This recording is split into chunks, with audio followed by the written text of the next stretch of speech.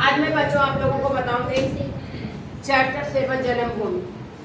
Chapter 7 जन्मभूमि में मैं आप लोगों को बताऊंगी कि इसमें कैसे क्वेश्चंस आप लोगों को स्टैंडर्ड 10 में जीएसबी बोर्ड में आएंगे। समझ रहे हो ना? तो सबसे पहले बच्चों जन्मभूमि काव्य जो है सुमित्रानंद पंत, इसके कवि कौन है? सुमित्रानंद पंत।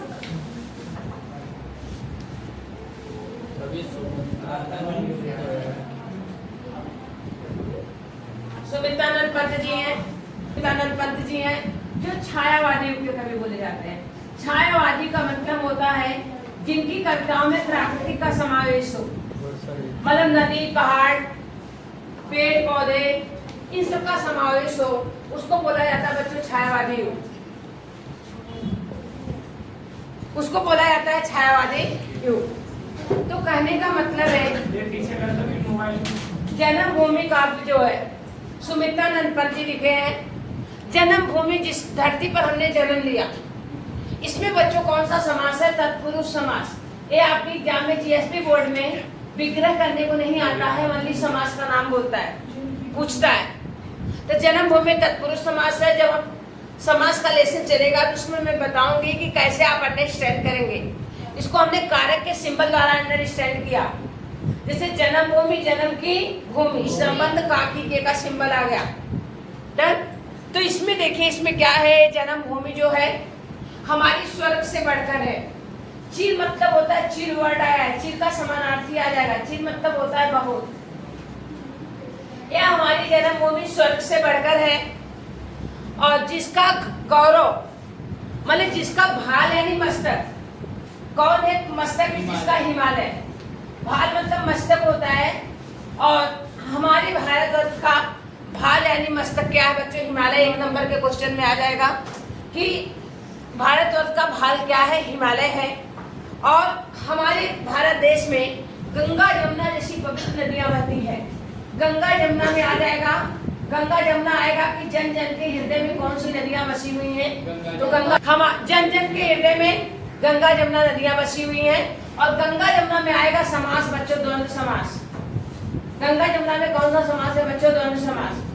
हमारे भारत देश की ऐसी भूमि है जहां गंगा और यमुना जैसी पवित्र नदियां बहती हैं, जिसको हमारे भारत देश की धरती को, जिस पर हमने कवि ने हमें बताया है कि जिसे राम लक्ष्मण और सीता बना गए पर धूल पुनीता। पुनीता मतलब होता है बच्चों पवित्र। जिसको भगवान राम, लक्ष्मण और सीता के पैरों के चरणों की धूल से धरती हमारी पवित्र हो गई है। जब भगवान राम को वनवास मिला था बच्चों, उस समय वो अपने भाई लक्ष्मण के साथ, पत्नी सीता के साथ वनवास को गए। उत्तर प्रदेश अयोध्या से पूरे जितने भी हमारे स्टेट में है, सारे स्टेट का उन्होंने भ्रमण किया। समझ रहे हो बात ना? और हमारे देश की धरती क्या हो गई? पवित्र हो गई। बताते हैं।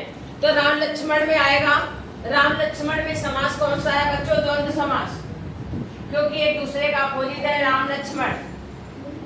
यहाँ पर भी आएगा आपका द्वंद्व समास कि हमारी ऐसी जन्मभूमि है जहाँ भगवान राम लक्ष्मण सीता के चरणों की पवित्र धूल से हमारी धरती क्या हो गई बच्चों? पवित्र हो गई। और हमारे भारत देश में सावित्री, राधा और अहिल्या नारियों की बातें बताई गई। राधा भगवान श्री कृष्ण के जिससे बहुत प्रेम करती थी। सावित्री, मैंने बोला था, आपको बताया था कि इनका विवाह इनके पिता तय करके आए। सत्यवान इनके पति का नाम था, उम्र कम था उनका। जब ज्योतिषाचार्य ने वो बताया, सावित्री ने बोला मैंने इनको अपना पति मान लिया है, मैं इन्हीं से अपना विवाह करूंगी। और जब हुआ तो बाद में यमराज, जब पहले की औरतें बच्चों सती होती थी, अपने पुरुष को छोड़कर, अपने पति के छोड़कर किसी और से बातचीत, किसी चीज को नहीं करती थी, ध्यान भी नहीं करती थी। यमराज से लड़ गई। यमराज ने उनको आशीर्वाद पुत्रवती होने को दे दिया और बोली जब आप मेरे पति को ले जा रहे हैं मैं पुत्रवती कैसे होंगी? लास्ट में यमराज उनके पति के प्राणों को छोड़ के चले गए। आज हमारे सभी स्टेट की औरतें वट सावित्री का व्रत जो रहते हैं अपने पति की लंबी उम्र के लिए, यही सावित्री थी। और यहाँ पर आया है जड़ता बनी शिला बनी तापस सुकुमारी, जड़ता बनी चेतना सरती। वेरी इंपॉर्टेंट वर्ड आएगा आपको, आशय स्पष्ट करिए। जड़ता बनी चेतना सरसी। ये आपको एग्जाम में बच्चों आएगा 2 नंबर का 2027 में 100% आएगा। आपको ये आएगा, ऐसा लिखा रहेगा, आशय स्पष्ट करिए, आशय स्पष्ट कीजिए, 2 मार्क्स का। जड़ता मतलब होता है बच्चों निर्जीव, और चेतना यानी क्या होता है बच्चों सजीव। जड़ता यानी क्या होता है निर्जीव, जिसमें मतलब जान न हो। इसका मतलब है बच्चों, सुनिए आप लोग ध्यान से इसको। गौतम ऋषि की पत्नी अहिल्या बहुत खूबसूरत थी। एक बार भगवान इंद्र उनके रूप को देख करके मोहित हो गए और गौतम ऋषि नदी में स्नान करने गए। भगवान इंद्र गौतम ऋषि का रूप धारण करके उनकी कुटिया में प्रवेश किए और फिर तुरंत ही गौतम ऋषि थोड़ी देर में जैसे आए, इंद्र को निकलते हुए अपनी कुटिया से देखे। उनको शंका हो गया अपनी पत्नी के ऊपर, जबकि अहिल्या बहुत सती स्त्री थी। तुरंत उन्होंने श्राप दे दिया गौतम ऋषि ने कि भाई मेरे सिवा तुमने पद पुरुष से कैसे दर्शन किया, कैसे मिला। ठीक है, तुरंत तो शिला यानी पत्थर बन गई बच्चों, शिला यानी पत्थर, शिला बन गई, शिला यानी पत्थर। बाद में लोग बोलने लगे भाई अहिल्या सती स्त्री थी, ऐसा क्यों? उन्होंने बोला गौतम ऋषि ने अब श्राप तो दे दिया, वापस आ नहीं सकता। त्रेता युग में जब भगवान श्री राम आएंगे, उनके चरणों के स्पर्श से इनका श्राप जो है दूर हो जाएगा। तो जब भगवान राम बच्चों त्रेता युग में आए, जब वनवास गए, तो उनको आप लोगों ने देखा होगा, पत्थर था रास्ते पड़ा, उनको उन्होंने ऐसे पैर उनके पड़े नारी बन गई। तो अहिल्या का वहां पर उद्धार हो गया। यही आएगा, आपको लिखना है, गौतम ऋषि की पत्नी श्राप बस पत्थर बन गई। त्रेता युग में भगवान राम के चरणों के स्पर्श में उसमें फिर चेतना आ गई। इसीलिए बोला गया है बच्चों, जड़ता बनी चेतना सरसी। और आएगा शांति निकेतन, जहाँ तपोवन। तपोवन का मतलब होता है जहाँ ऋषि लोग तप करते हैं। मतलब हमारा शांति निकेतन ऐसा है जहाँ ऋषि लोग मुनि लोग तप करते हैं और आकाश में विचरण करते हैं। वो लोग अपना ध्यान अवस्था मुद्रा में हो जाते हैं, तो नभ में आकाश में उनको ऋषि मुनि को भगवान नजर आते हैं।